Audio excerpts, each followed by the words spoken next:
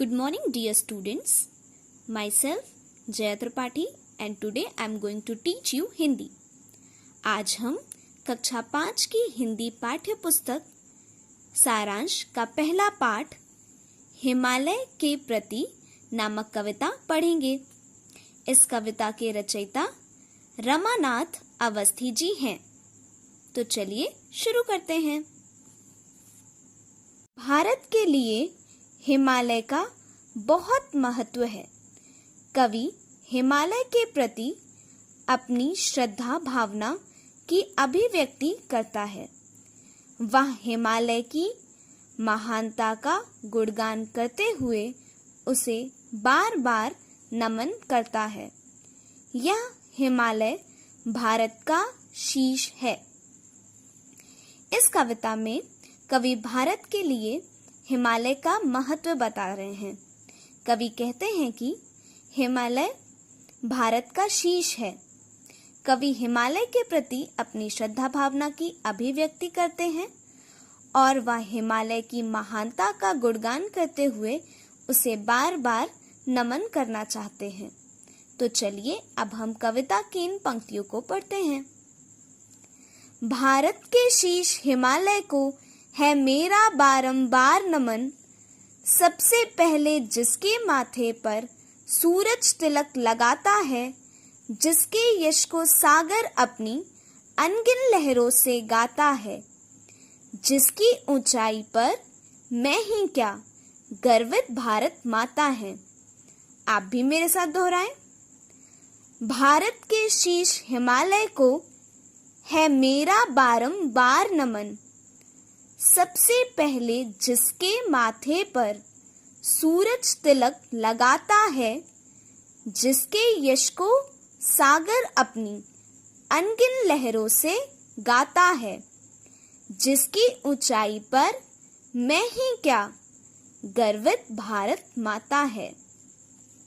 चलिए अब हम इन पंक्तियों के अर्थ को समझते हैं. प्रस्तुत कविता में कवि भारत के सिर हिमालय पर्वत को, जो कि भारत में उत्तर दिशा की ओर स्थित है, उसे बार बार अपना सिर झुकाकर नमस्कार करना चाहते हैं. बारंबार का अर्थ होता है बार बार. बारंबार का अर्थ है बार बार. नमन का अर्थ है नमस्कार. चलिए अब हम आगे देखते हैं. कवि कहते हैं कि सूरज उदय होकर सबसे पहले अपने प्रकाश से हिमालय को तिलक लगाता है और सागर हिमालय के यश को अपने अनगिनत लहरों से गाता है. यश का अर्थ है प्रसिद्धि और सागर तो आप सभी जानते ही होंगे, समुद्र. कवि यह भी कहते हैं कि हिमालय की ऊंचाई पर हम भारतवासी ही नहीं बल्कि भारत माता भी गर्व महसूस करती हैं.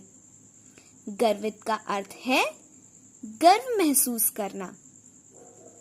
चलिए अब हम कविता की अगली पंक्तियों को पढ़ते हैं.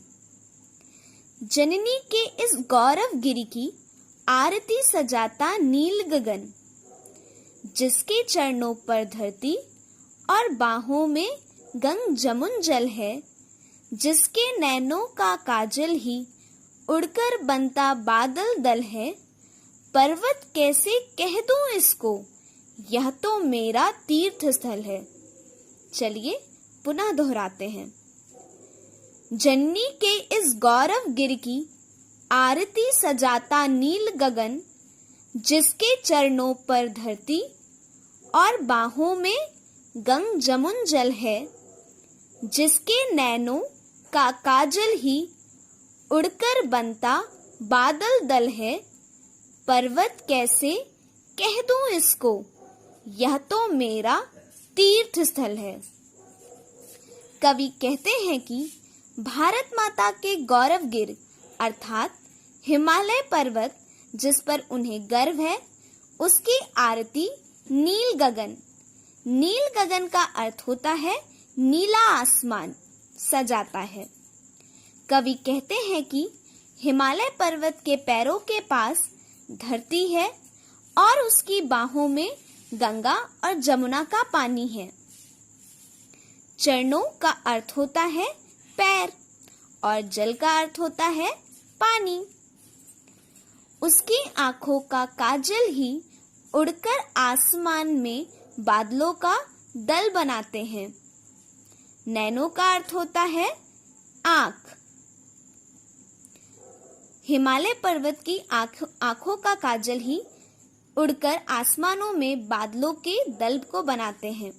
कवि कहते हैं, ऐसे महान गुणकारी पर्वत को पर्वत बस कैसे कह दे। यह पर्वत तो हमारे लिए किसी तीर्थ स्थान अर्थात किसी देवभूमि जैसा है। चलिए अब हम कविता के अगली पंक्तियों को पढ़ते हैं।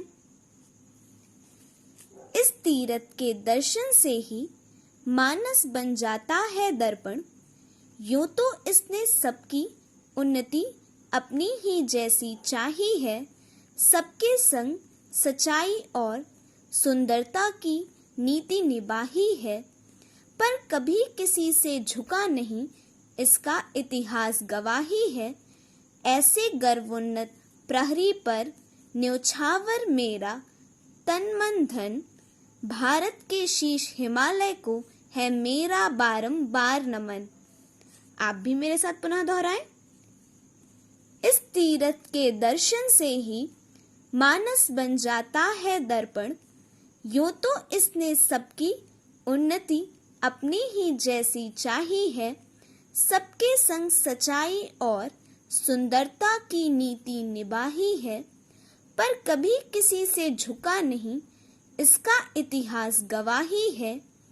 ऐसे गर्वोन्नत प्रहरी पर न्योछावर मेरा तन मन धन, भारत के शीश हिमालय को है मेरा बारंबार नमन।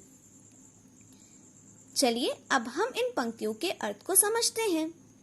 कवि कहते हैं, ऐसे पर्वत का जो कि एक तीरथ के समान है, उसका दर्शन मात्र ही कर लेने से मनुष्य का मन दर्पण के समान साफ हो जाता है।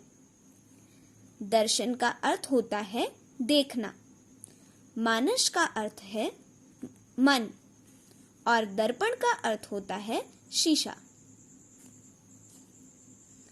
पर्वत हिमालय सबकी उन्नति अपनी जैसी ही चाहता है और सबके साथ सच्चाई और सुंदरता से व्यवहार करता है।